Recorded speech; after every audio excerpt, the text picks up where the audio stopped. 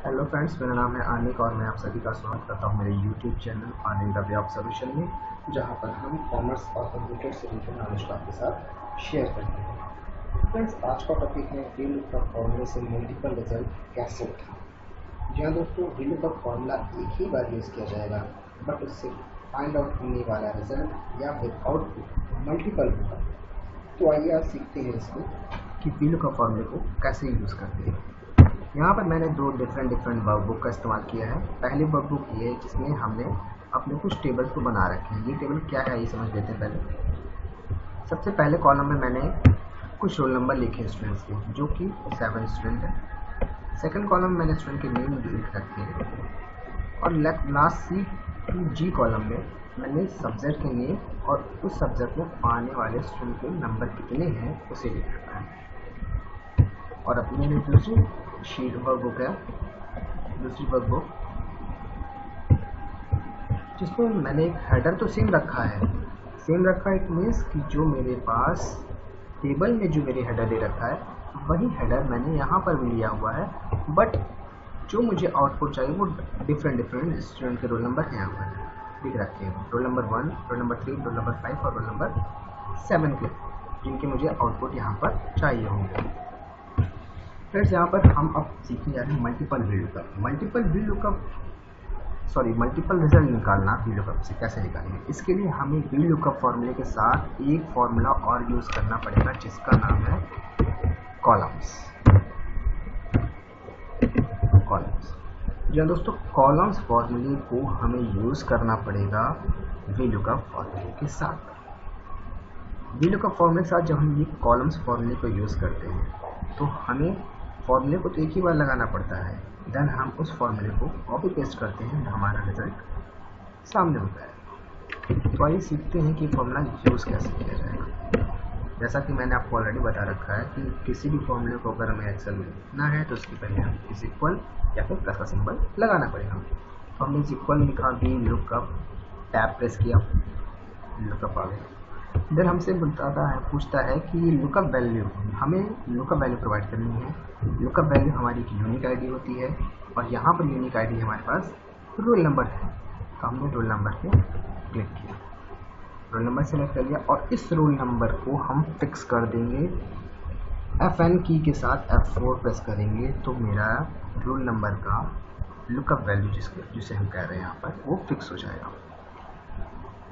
जो इस फॉर्मूले को कंप्यूटर पे यूज़ कर रहे हैं वो F4 की ही सिर्फ प्रेस करेंगे, बट जो इस फॉर्मूले को लैपटॉप में यूज़ कर रहे हैं वो फंक्शन के साथ F4 प्रेस करेंगे, FN की के साथ F4 प्रेस करेंगे तो देन यहाँ पर डॉलर का सिंबल आ जाएगा। देन प्रेस कॉमा, हमसे फिर बोलता है टेबल अरे। टेबल अरे क्या होता है? टेबल अरे मीन्स वो टेबल जहाँ से हमें डेटा को फाइंड आउट करना है। तो वो टेबल है हमारी दूसरी वर्कबुक में गए हम, टेबल को हमने सेलेक्ट किया। टेबल को यहाँ सेलेक्ट करने के लिए हमें तो ध्यान देने की बात यह है कि यहाँ पर जहाँ हमने टेबल सेलेक्ट किया तो ऑटोमेटिकली डॉलर का साइन आ गया। ये देखिए, आप देख रहे होंगे यहाँ पर डॉलर का साइन ऑटोमेटिकली आ रखा है, जबकि हमने लगाया भी नहीं है। जब आप डिफरेंट वर्कबुक में वीलुकअप फॉर्मूला यूज़ करेंगे तो ऑटोमेटिकली वो डॉलर का साइन ले लेता है। Okay friends, then press comma. अब हमसे मांगता है column index number. Column index number हमसे मांग रहा है। यहाँ पर अब हम यूज़ करेंगे कॉलम फॉर्मूले को। कॉलम फॉर्मूला बहुत इजी फॉर्मूला होता है। सिंपल से हमें टाइप करना है कॉलम, COLUMNS, प्रेस टैब। अब हमें अरे बोल रखा है। अरे मीन्स व्हाट? टेबल। लेकिन टेबल का सिर्फ और सिर्फ हेडर हमें इसे बताना होता है, वो भी स्टार्टिंग के 2 बता दिए मैंने, वो भी फिक्स नहीं करना है। यहाँ पर देखिए ऑटोमेटिकली ये फिक्स हो गया है। पहला कॉलम फिक्स होगा बट दूसरा कॉलम फिक्स नहीं होना चाहिए, तभी हमें मिलने वाला रिजल्ट जेन्युइन होगा। देन हमने इसको ब्रैकेट क्लोज कर दिया। अब बात करते हैं ये डॉलर का सिंबल हमने बी के साथ क्यों नहीं लगाया। सो फ्रेंड्स, मैं बता देना चाहता हूँ, जब हमने फॉर्मूले को जहाँ पे लगा रहे हैं उस फॉर्मूले को आगे हमें ड्रैग करना होगा या फिर कॉपी पेस्ट करना होगा। अब जब हम कॉपी पेस्ट करते हैं तो ये फॉर्मूला एज इट इज़ ही कॉपी पेस्ट होगा, जाहिर सी बात है।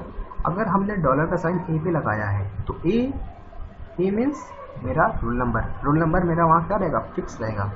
बट कॉपी पेस्ट आगे हम करेंगे तो b मेरा बन जाएगा C1, B1 बन जाएगा C1, देन C1 बन जाएगा D1, देन E1, इसी तरह करते करते G तक यानी G1 बन जाएगा। G1 मीन्स बैंकिंग का रिजल्ट हमें मिल जाएगा वहाँ पर, इसलिए हमने इसको फिक्स नहीं किया। अगर हम इसे फिक्स कर देते तो A1 ही रहता और साथ साथ B1 भी B1 ही रहता, यानी कि हर जगह मुझे मिलने वाला रिजल्ट क्या मिलता, मिस्टर अमित। यहाँ पर हमने अलग इसलिए कर माफी देंगे, यहाँ पर हमें डॉलर इसीलिए हटा दिया है ताकि A1 तो A1 ही रहे बट B1 मेरा C1 बन जाए, देन D1 बन जाए। आई होप कि आपको ये बात समझ में आ रही होगी। अगर नहीं समझ में आ रही है तो आप मुझसे कमेंट कर सकते हैं, देन मैं इसको और इजीली वे में समझाने की कोशिश करूँगा आपको। Then plus comma, exact match चाहिए चूँकि हमें, फॉल्स पे क्लिक किया हमने,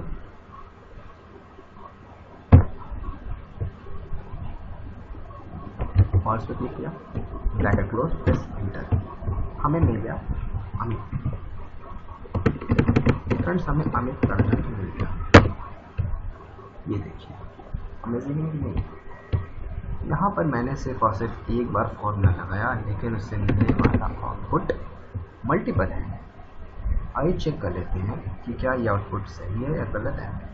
अमित जिसका रोल नंबर है 1, इन्हें मिलता है बैंकिंग में 53 नंबर। आइए चेक करते हैं। अमित जिसका रोल नंबर है 1, उनका है बैंकिंग में 53 नंबर। देन रवि जिसका रोल नंबर है 3, इनका बैंकिंग में अकाउंट में देखते हैं, अकाउंट में है 12 नंबर इनका। यहाँ पर हमारे पास रवि का अकाउंट में 12 नंबर है।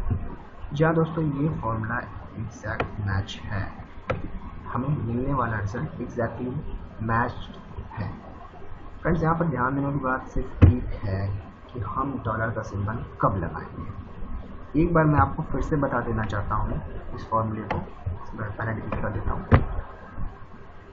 आइए फिर से एक बार समझ लेते हैं। हमने किसी भी फॉर्मूला लगाने के लिए इज इक्वल लगाते हैं, is equal lookup, tab press किया, लुकअप वैल्यू मेरी क्या वैल्यू होती है, यूनिक आईडी होती है जो कि रोल नंबर है। रोल नंबर को हमने सेलेक्ट कर लिया। फंक्शन क्योंकि मैं लैपटॉप यूज़ कर रहा हूँ इसलिए मैं FN के साथ F4 यूज़ कर रहा हूँ। मैं रिक्वेस्ट करना चाहता हूँ आप सभी से कि जो लोग कंप्यूटर पे ये फॉर्मूला यूज़ कर रहे हैं वो प्रेस करेंगे F4, और जो लैपटॉप यूज़ कर रहे हैं वो FN की के साथ F4 प्रेस करेंगे। Then press comma. हमें पूछ रहा है टेबल एरे। टेबल एरे क्या होता है, टेबल एरे वो टेबल जहाँ से हमें डेटा को फाइंड आउट करना है या उठाना है, तो वो टेबल मेरी यहाँ पर है। हमने टेबल सेलेक्ट कर लिया, प्रेस कॉमा। हमसे पूछता है column index number. Column index के लिए हम अलग से एक फॉर्मूला लगाएंगे जिसका नाम है column COLUMNS, press tab columns. अब अरे कॉलम्स में हमें सिर्फ और सिर्फ हेडर बताना होता है कि मेरे टेबल का हेडर क्या है, वो भी हमने सिर्फ 2 बताया। 2 क्यों बताया, बिकॉज हम रोल नंबर के अकॉर्डिंग चल रहे हैं। रोल नंबर जिस लुकअप वैल्यू के ठीक बाद तक बताना है हमें कॉलम को। लुकअप वैल्यू मेरी क्या थी, रोल नंबर। यहाँ पर लुकअप वैल्यू मेरी रोल नंबर थी, उसके ठीक बाद का कॉलम क्या है, नेम। हमें तो यानी कि नेम तक ही इसे सेलेक्ट करना होगा, वो भी नेम तो फिक्स रहना चाहिए, सॉरी माफ कीजिएगा, रोल नंबर तो फिक्स रहना चाहिए बट नेम फिक्स नहीं रहेगा, ताकि अगर हम इस फॉर्मूले को आगे ड्रैग करें तो B1 मेरा बन जाए C1, देन C1 बन जाए D1, देन E1, इसी तरह करते करते F और G1 बन जाए। Bracket close, comma 0, bracket close, press enter. हमें आउटपुट मिला अमित। हमने कॉपी किया, पेस्ट, मिल गया। हमें अमित के सारे सब्जेक्ट में मिलने वाले नंबर भी पता चल गए। हम इसे नीचे भी ड्रैग कर देते हैं, सारे स्टूडेंट के नेम पता चल गया हमें, और उन स्टूडेंट ने किस सब्जेक्ट में कितना नंबर पाया था ये भी हमें पता चल गया। सो उम्मीद करता हूँ फ्रेंड आपको ये फॉर्मूला अच्छे से समझ में आया होगा। अगर आपको ये फॉर्मूला नहीं समझ आता तो आप कमेंट कर सकते हैं, ताकि मैं इसको और भी इजी वे से आपके सामने इसको रिप्रेजेंट कर सकूँ।